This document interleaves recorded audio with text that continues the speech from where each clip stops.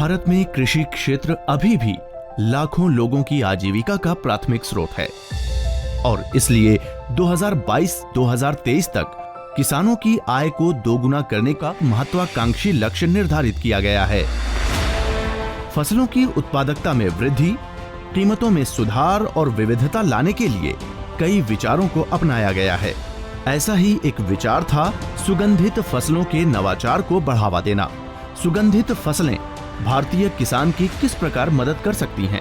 इस क्षेत्र में किन वैज्ञानिक नवाचारों ने मदद की है? इसने हमारी अर्थव्यवस्था और निर्यात को कैसे आगे बढ़ाया है? क्या ये आत्मनिर्भरता हासिल करने की हमारी यात्रा का एक कदम है?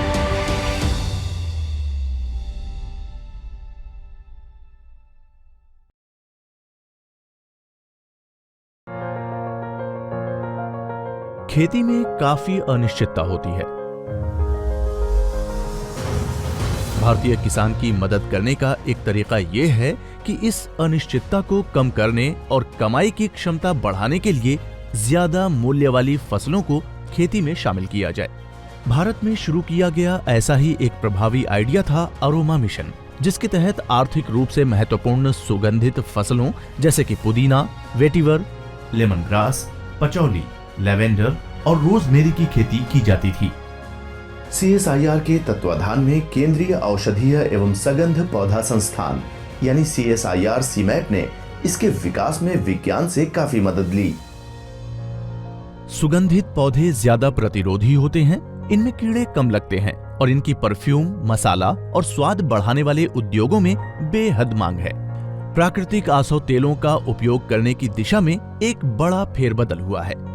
इससे बने इत्र में हानिकारक रसायन नहीं होते जितने कि सिंथेटिक इत्र में होते हैं। इस फसल से अनाज और अन्य पारंपरिक फसलों की तुलना में किसान को प्रति एकड़ अधिक राजस्व प्राप्त होता है। इस मिशन का उद्देश्य उच्च मूल्य और ज्यादा मांग वाली सुगंधित फसलों की खेती के माध्यम से किसानों की आय में सालाना लगभग 30,000 से 60,000 रुपयों की वृद्धि करना है। सुगंधित तेल भी निर्यात का एक बड़ा स्रोत बन गया है। सुगंध क्षेत्र ने भारत में सालाना 10 से 11% की अनुमानित दर से प्रभावशाली वृद्धि दिखाई है।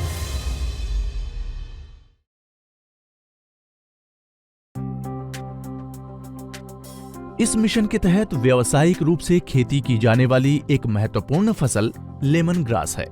लेमन ग्रास एक 12मासी पौधा है जो भारत और दक्षिण पूर्व एशिया और अफ्रीका के कई उष्णकटिबंधीय और उप उष्णकटिबंधीय क्षेत्रों में स्थानीय रूप से पाई जाती है।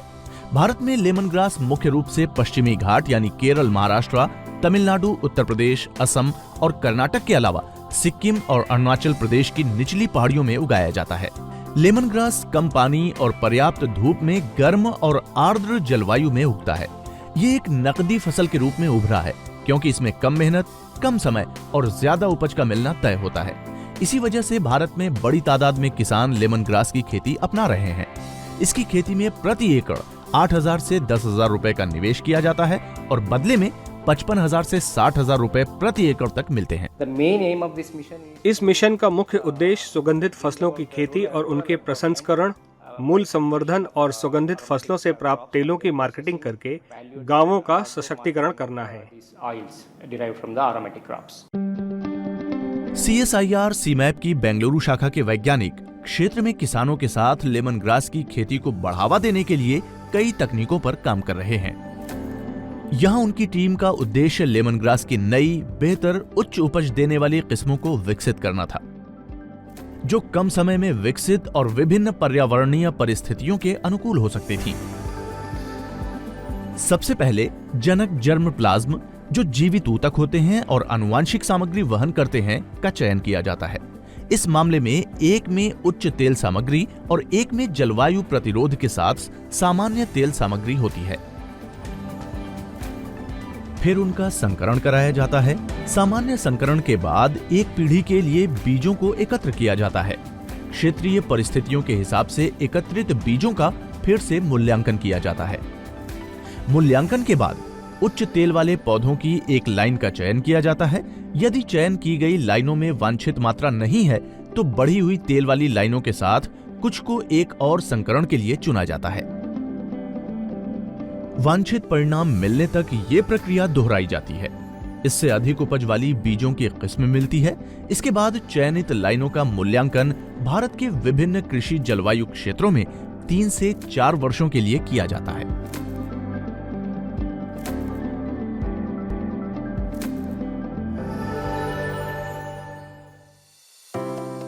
इस तरह की प्रक्रिया से यहाँ के वैज्ञानिकों ने लेमन ग्रास की 4 प्रमुख किस्में विकसित की हैं, जिनसे कई वर्षों में तेल की पैदावार 0.4 से 1.8% तक बढ़ी है।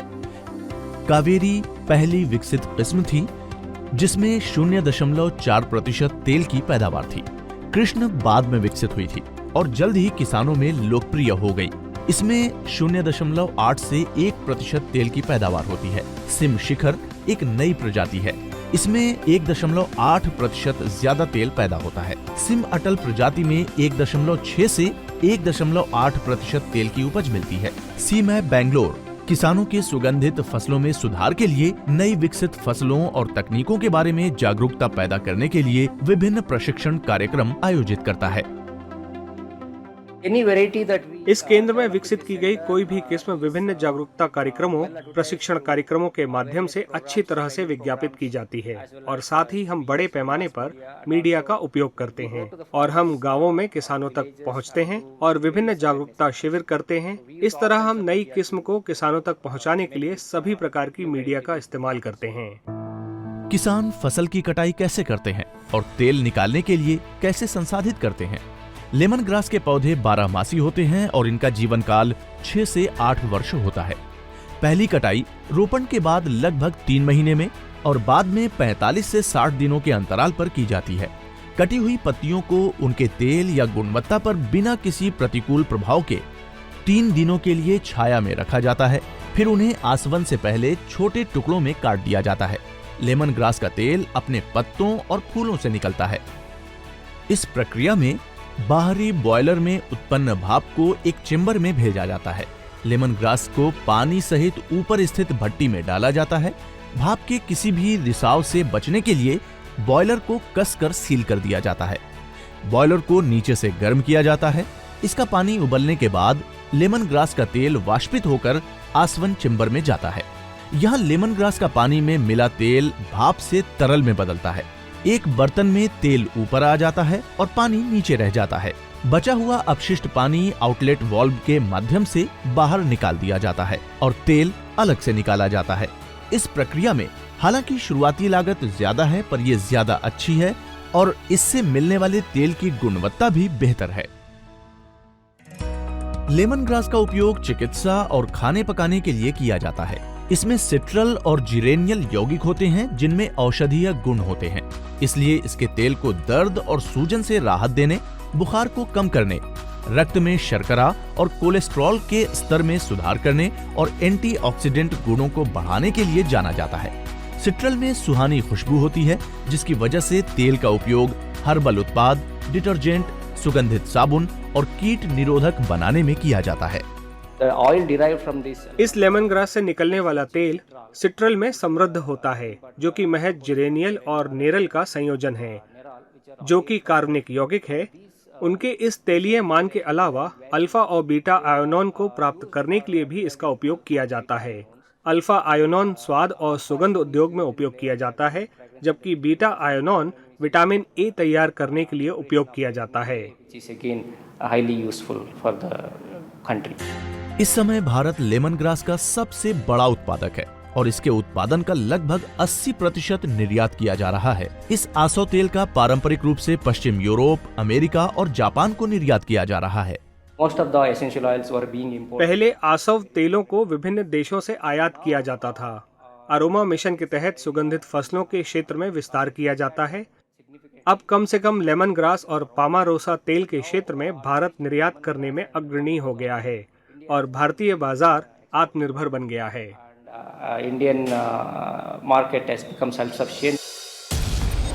विज्ञान ने ज्ञान और विशेषज्ञता में हमारी सीमाओं को विस्तार दिया है, जिससे भारतीय किसानों को उनकी आय और सुरक्षा की भावना को बढ़ाने में मदद मिलती है। अन्य सुगंधित पौधों और अन्य किसानों के लिए कौन से नए वैज्ञानिक नवाचार हुए हैं? एक छोटे से ब्रेक के बाद देखिए जिरेनियम की गहन और विस्तृत जानकारी।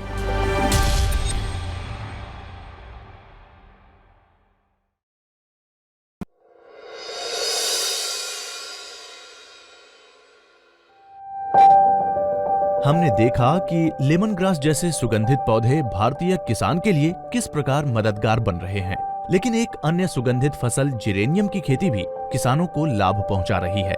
ये पौधा दक्षिण अफ्रीका में पाया जाता है, जहां से इसे भारत लाया गया था। गुलाब की जैसी खुशबू वाले जिरेनियम से कई प्रकार के इत्र और तेल बनाए जाते हैं। इसमें जिरेनियल होता है, जो कि गुलाब के तेल का प्राथमिक घटक है, इसलिए जिरेनियम गुलाब जैसे खुशबू देता है। तेल में सिट्रोनेलोल जैसे रसायन होते हैं जो इसे एंटीऑक्सीडेंट, जलन रोधी और जीवाणु रोधी बनाते हैं।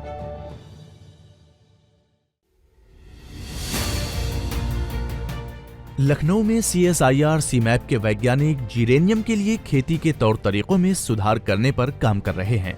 इस क्षेत्र के कई किसान अब मेथा की बजाय जिरेनियम की खेती करने लगे हैं। जिरेनियम की खेती बीज से नहीं बल्कि कलम द्वारा की जाती है और ये कलम मौसम, बारिश और तापमान में उतार चढ़ाव के प्रति बहुत संवेदनशील होते हैं।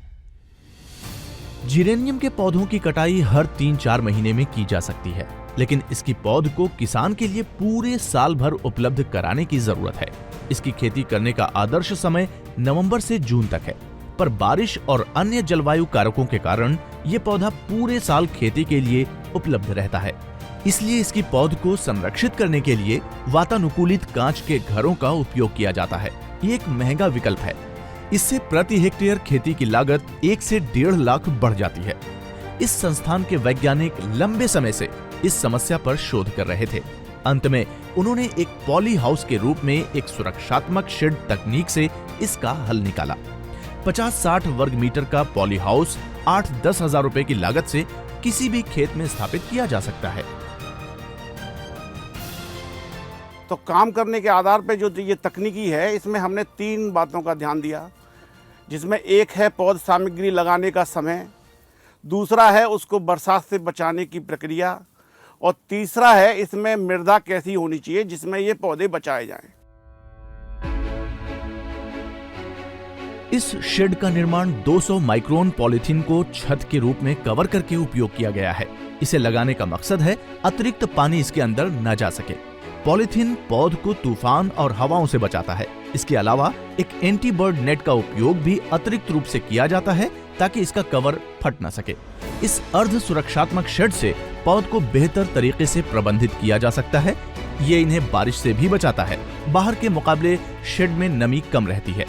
वातानुकूलित ग्लास हाउस से निकलकर पौध को 15 दिनों के लिए शेड में रखा जाता है। अगर इसे सीधे खेत में भेजा जाएगा तो ये मर जाएगा। नई तकनीक इस एक प्रक्रिया को कम करती है। नई तकनीक में इसे सीधे खेतों में भेजा जा सकता है। तो इसमें कोई भी आधुनिक तकनीकी का किसी भी चीज़ का प्रयोग नहीं किया है। सिंपल जो है एक पॉलीथीन है और कवर है, और जो किसान के लिए आसानी से लोकल मार्केट में अवेलेबल हो जाती है। इस अर्ध सुरक्षात्मक शेड से लागत भी कम होती है। इससे पहले प्रत्येक पौध की लागत 35 रुपए थी, जो अब घटकर 2 रुपए प्रति पौध हो गई है, और इससे किसानों का मुनाफा भी काफी बढ़ा है। हम जब मेंथा की खेती करते थे तो हमें इतनी प्रॉफिट नहीं हो पाती थी, लेकिन जब से हमने जेरेनियम की खेती की है तब से जो है हमारे घर जो कच्चे थे वो जो है पक्के हो गए हैं, और हमारे बच्चे जो है अच्छी स्कूलों में पढ़ाई करते हैं। इससे जो है ज़्यादा लाभ हुआ है। ये मैं किसान भाइयों को बताना चाहूँगा कि अधिक से अधिक मात्रा में इसकी खेती करें, और इससे जो है आर्थिक स्थिति सुधरेगी। नमक और पानी के आधार पर किस्मों के चयन करने में संस्थान किसानों की मदद करता है। ये पौधे उत्तर भारत में काफी विकसित होते हैं।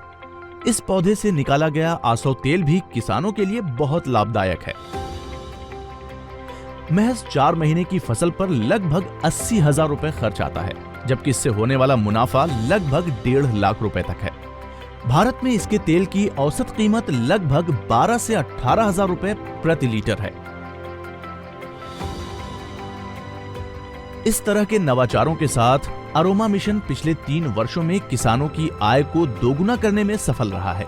उद्योगों और बाजार की जरूरतों को ध्यान में रखते हुए सीमैप किसानों को सूचना, कृषि तकनीक और आवश्यक उपकरण उपलब्ध कराता है। हमें जो इंडस्ट्री के साथ में एक तो पहले हम हमेशा टच में रहते हैं, उनसे हम बात करते हैं कि कौन से ऐसे ऑयल्स हैं जिनको आप बाहर से मंगाते हैं, और उसके बाद हम फार्मर्स को ये कहते हैं कि वो उनको जो इंडस्ट्री की ज़रूरत है वो वाले जो ऐसे इसेंशियल वाले पौधे हैं उनको यहाँ पे ग्रो करना चालू करें। अरोमा सेक्टर ने भारत में प्रभावशाली वृद्धि दर्ज की है। इसने भारत की छवि को कच्चे माल के निर्माता से प्रभावकारी व गुणवत्ता वाले तैयार और मूल्यवर्धित उत्पादों के निर्यातक में बदलने में भी मदद की है। भारत ने आसव तेल बाजार में अपना एक वैश्विक प्रभाव डाला है। जहां हम पहले आसव तेलों के आयात के लिए विदेशी कंपनियों पर भरोसा कर रहे थे, वहीं इस तकनीक के साथ हम आत्मनिर्भर बनने लगे हैं। सीमैप का जो एक मोटो है कि हम भारतवर्ष को आत्मनिर्भर बनाएं, किसानों के साथ में लग के किसानों की जो आय है उसको हम दोगुने से ज़्यादा करें, और ये काम हमें जितनी जल्दी हो सके उतनी जल्दी करना है।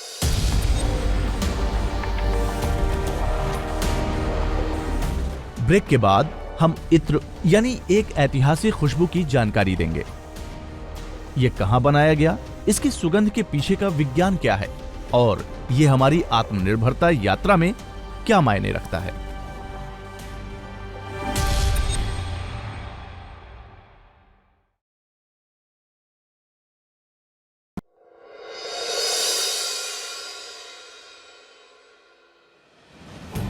भारत में सुगंधित तेलों का इतिहास और संस्कृति रही है। यह संस्कृति आधुनिक समय में सही मायनों में इत्र उद्योग है। वर्तमान भारतीय इत्र उद्योग का अनुमानित बाजार 2000 करोड़ रुपए है, जिसके 2024 तक 50% बढ़ने का अनुमान है। इस उद्योग में ज्यादातर इत्र सिंथेटिक है, जिसका अर्थ है कि यह कृत्रिम रूप से विभिन्न रसायनों के साथ बनाया जाता है। प्राकृतिक इत्र का एक उभरता हुआ बाजार है, और इनसे शायद ही कभी एलर्जी या त्वचा की समस्याएं होती हैं, और ये पर्यावरण के ज्यादा अनुकूल होते हैं। इत्र सुगंधित तेल का शुद्ध रूप है। इसे विशेष रूप से भारत में बनाया जाता है। इत्र मूल रूप से विभिन्न फूलों की पंखुड़ियों, पेड़ों की पत्तियों, मिट्टी और हिना आदि जैसे प्राकृतिक स्रोतों से निकाली गई सुगंध का शुद्ध रूप है। दिलचस्प बात यह है कि पुराने भारतीय महाकाव्यों में इस सुगंध का उल्लेख है। आज भारत के उत्तर प्रदेश का एक छोटा सा शहर कन्नौज इस खास सुगंधित तेल को बनाने का केंद्र है। खुदाई में प्राचीन सिंधु घाटी की सभ्यता में इत्र बनाने का तंत्र पाया गया है, जिससे पता चलता है कि ये सुगंध लगभग 5000 साल पुरानी है। उस समय इत्र का केवल एक ही प्रयोग था कि सब पर्सनल यूज में इसको यूज करते थे, और आयुर्वेदिक दवाई में इसका प्रयोग होता था। कई बीमारियों का ठीक करने में इत्र का प्रयोग किया जाता था, लेकिन आज इसका औद्योगिकरण हो गया है। तो आखिर ये कैसे बनाया जाता है, इसे देखने के लिए हम कन्नौज में Pragati aroma oil distillers private limited का दौरा करते हैं, जो पिछले 80 वर्षों से इत्र बना रही है।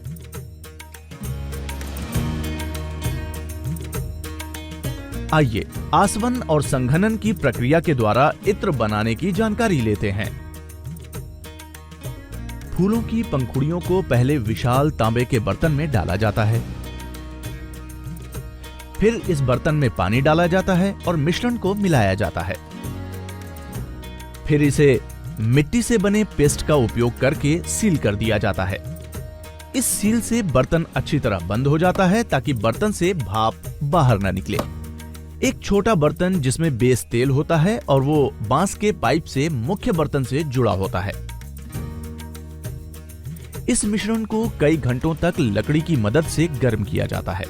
बर्तन से जो सुगंध निकलती है वो बांस के पाइप से बहती हुई बेस ऑयल में मिल जाती है। बांस का उपयोग इसलिए किया जाता है क्योंकि भाप बांस के साथ प्रतिक्रिया नहीं करती और बहकर बेस ऑयल में आसानी से मिल जाती है। आमतौर पर बेस ऑयल के रूप में चंदन के तेल का उपयोग किया जाता है। क्योंकि चंदन फूलों की पंखुड़ियों की खुशबू को अवशोषित कर सकता है। जिन छोटे बर्तनों में सुगंध इकट्ठा की जाती है उन्हें पानी में रखा जाता है ताकि बर्तन के अंदर वाली भाप संघनित होकर पानी में बदल जाए। इस प्रकार छोटे तांबे के बर्तनों में चंदन के तेल में फूलों की सुगंध मिल जाती है। लगभग 4 से 5 घंटे बाद इन बर्तनों को पानी से बाहर निकाला जाता है और एक ठंडे स्थान पर रखा जाता है। अतिरिक्त पानी जो तल में जमा हो जाता है उसे समय समय पर सुगंधित तरल हासिल करने के लिए निकाला जाता है। फिर बड़े बड़े तांबे के बर्तनों में जमा मिश्रण को खाली कर दिया जाता है और ट्रॉलियों में डाला जाता है। इस मिश्रण का उपयोग अगरबत्ती बनाने के लिए किया जाता है। पर्याप्त धूप पाने और अत्यधिक धुआं और गर्मी को निकालने के लिए छत में छोटी छोटी खिड़कियां बनाई गई हैं। ठंडा होने के बाद इन छोटे बर्तनों में सुगंधित तरल जमा हो जाता है जिन्हें फिर से पानी में डाल दिया जाता है और बड़े तांबे के बर्तनों से जोड़ा जाता है जिनमें ताजे फूलों की पंखुड़ियों को डाला जाता है और गर्म किया जाता है। लगभग 40 से 50 दिनों के लिए इस प्रक्रिया को रोज दोहराया जाता है ताकि शुद्ध इत्र बनाने के लिए बर्तन में सुगंध जमा होती रहे। इस सुगंध को तांबे के बर्तन में धूप में 15 से 20 दिनों के लिए रखा जाता है ताकि इत्र में मौजूद पानी अपने आप वायुमंडल में वाष्पित हो जाए। इसके बाद इन बर्तनों में रह जाता है सबसे प्राकृतिक और वैज्ञानिक तरीके से निकाला गया शुद्ध इत्र।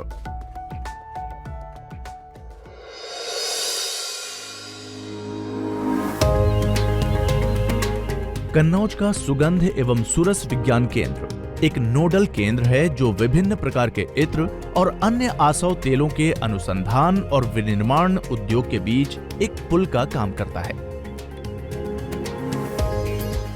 इस केंद्र में बेस ऑयल और विभिन्न प्रकार के इत्र की गुणवत्ता परीक्षण वैज्ञानिक तरीके से किया जाता है।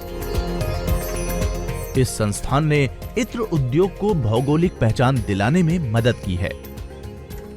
Kannauj is the only town apart from Grasse in France. France के ग्रास के बाद कन्नौज एकमात्र शहर है जिनकी बहुसंख्यक आबादी प्रत्यक्ष या अप्रत्यक्ष रूप से इत्र बनाने में लगी हुई है। हमने कन्नौज के इस उद्योग को भौगोलिक पहचान दिलाने में मदद की है। इसके अलावा हम कन्नौज के लोगों के लिए अल्पकालिक और दीर्घकालिक प्रशिक्षण कार्यक्रम चला रहे हैं। For the people of Kannauj. स्थानीय और अंतर्राष्ट्रीय स्तर पर इत्र का बाजार बहुत बड़ा है। बहुत बड़ी मार्केट है, डोमेस्टिक भी बहुत बड़ी मार्केट है, इंटरनेशनल भी बहुत बड़ी मार्केट है। आज पब्लिक ये सोचती कि ये केमिकल से हटके हमको कोई नेचुरल चीज मिले। धीरे धीरे इसकी बिक्री बढ़ रही है। यूएस यूरोप में इसको बहुत पसंद किया जा रहा, गल्फ में बहुत पसंद किया जा रहा, और हम समझते आने वाले समय में सिंथेटिक परफ्यूम का प्रयोग कम होगा, ये नेचुरल परफ्यूम का प्रयोग ज्यादा होगा। इत्र को 71 से अधिक देशों में निर्यात किया जाता है। 2020-2021 में भारत ने 20 लाख अमेरिकी डॉलर से अधिक के इत्र का निर्यात किया है। भारत कभी सोने की चिड़िया थी और हम उसी को पुनर्जीवित कर रहे हैं। भारत में कई तरह के भौगोलिक क्षेत्र हैं, बहुत सी विविध जलवायु और भौगोलिक परिस्थितियां हैं, जहां हम देश की बहुत सारी प्राकृतिक सामग्री को आबादी की ताकत से उत्पादन में बदल सकते हैं। इसीलिए यदि जनसंख्या की शक्ति और प्राकृतिक वनस्पतियों का सही उपयोग किया जाए तो हम इस नजरिए से निश्चित रूप से आगे बढ़ रहे हैं और हमें उम्मीद है कि जिस तरह से हमारे माननीय प्रधानमंत्री ने नेतृत्व किया है, भारत आगे बढ़ेगा और एक दिन हम भारत की यह सुगंध दुनिया भर में पहुंचाएंगे। फूल और उससे सुगंध, कितनी सरल सोच है, लेकिन प्रभावी ढंग से इसका इस्तेमाल खेती को नई ऊंचाइयों पर ले जा सकता है, हमारी अर्थव्यवस्था को आगे बढ़ा सकता है और दुनिया को इसका निर्यात किया जा सकता है। ये एक ऐसा सरल तरीका है जिसमें विज्ञान, जिज्ञासाएं और सोच हमारी यात्रा को आत्मनिर्भरता के पथ पर और आगे ले जा सकती हैं।